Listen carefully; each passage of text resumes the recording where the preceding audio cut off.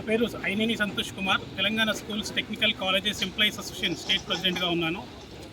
ప్రస్తుతం సిబిఐటి కాలేజీలో జరుగుతున్నటువంటి ధర్నా కార్యక్రమంలో భాగంగా ఇక్కడ రావడం జరిగింది.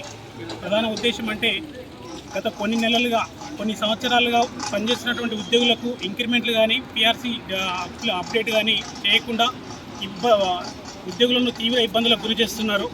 ఆ ఇబ్బందులలో భాగంగానే వాళ్ళు అందరూ ఐక్యమయ్యి యూనిటీగా ధర్నా చేస్తున్నప్పుడు కొంతమంది ప్రిన్సిపల్ మరియు అక్కడ పనిచేస్తున్నటువంటి హెచ్ఆర్ ఇతర సిబ్బంది కలిసి హయ్యర్ స్థాయిలో ఎవరైతే ఉన్నారో వాళ్ళందరూ కలిసి ఒక 6 మంది ఉద్యోగులను, చిన్న ఉద్యోగులు, వాళ్ళ హై స్థాయి ఉద్యోగులు కూడా కాదు, చిన్న ఉద్యోగులను 6గురిని సస్పెండ్ చేశారు.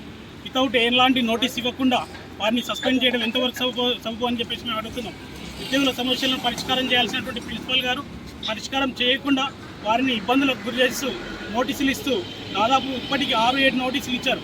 అవి ఏమాత్రం వాళ్ళ యొక్క సమస్యలను పట్టించుకోకుండా నోటీసులు ఇస్తూ వాళ్ళకి షోకస్ నోటీస్ ఇవ్వకుండానే సస్పెన్షన్ ఆర్డర్ చేయడం ఎంతవరకు సబబు అని చెప్పేసి మేము అడుగుతున్నాం.